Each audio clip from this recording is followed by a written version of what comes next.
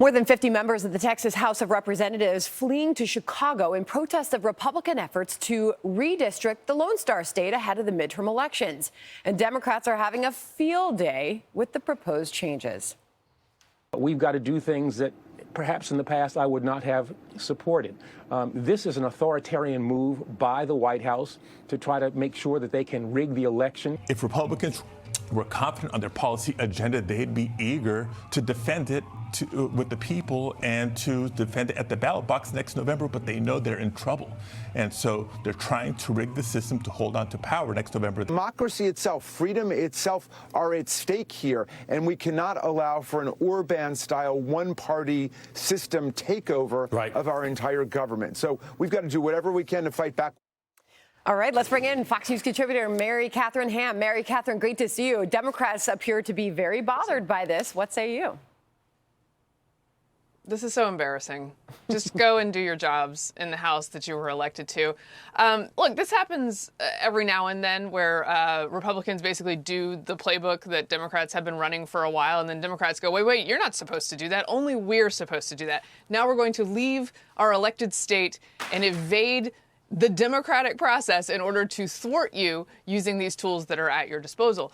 Even the New York Times reported or admitted that Democrats have little to fight back with on the gerrymandering front because they have gerrymandered their states so extensively, Chicago being a great example, Illinois being a great example, which is where they fled, that they can't actually do anything to compete against this. So I would just say that this is once again a bit of a tantrum, and the people who they represent should require them to be in their state to do their jobs. Yeah, speaking of Illinois, the governor, J.B. Pritzker, never seizing an opportunity, or not seizing an opportunity to grab the spotlight. He took to the microphone and said Republicans are cheating.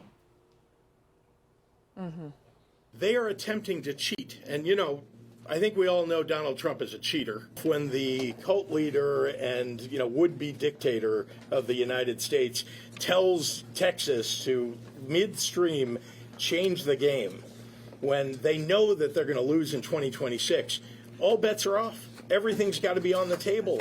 There it is again. We've got to fight back, Governor Pritzker says.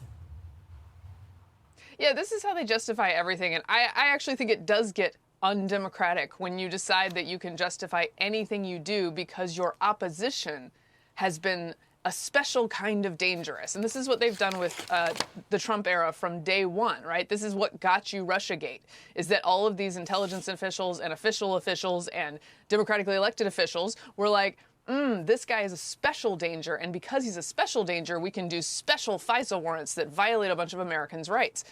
That was a bad thing to do. That was the wrong thing to do. They lead themselves down these paths. And by the way, those paths aren't always great for American voters who decide, we don't like that you're violating all the norms that you allegedly value to do this.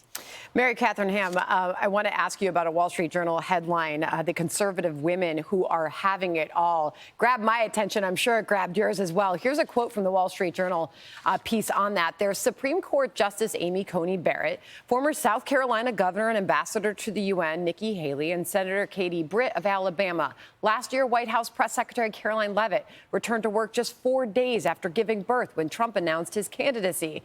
I would reject that you can't be a good mom and be good at your job, Leavitt said on a recent podcast. It's not for everybody, and it takes a lot of work and will and faith and prayer, and it's hard, but it can be done.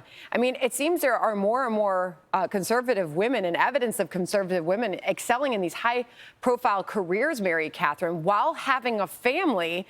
They're crediting their faith, as you heard from Caroline Leavitt, for their ability to maintain their grit throughout. We know this is not easy, and really seems to be flipping the idea that feminism only exists on the left. It appears it's on the right in its own way, too. Your reaction? Yeah, I loved, by the way, that Nikki Haley was like planning her daughter's wedding while she was running for president. I enjoyed that multitasking Olympics that she was up to. No, look, there are a lot of different models for this, and I think conservative women in particular are pretty good at recognizing that motherhood and career can be compatible, but they are imperfectible. Like, this isn't going to be a perfect situation for you. There are going to be things you give up on one side or things you give up on the other side. And it looks different all throughout your kids' lives. I have 4 kids. I love doing my job and I love being a parent to them. I have given up opportunities and money to make sure that I am there for them. I have been a single widowed mother to 2 kids, and that certainly came with its own set of problems.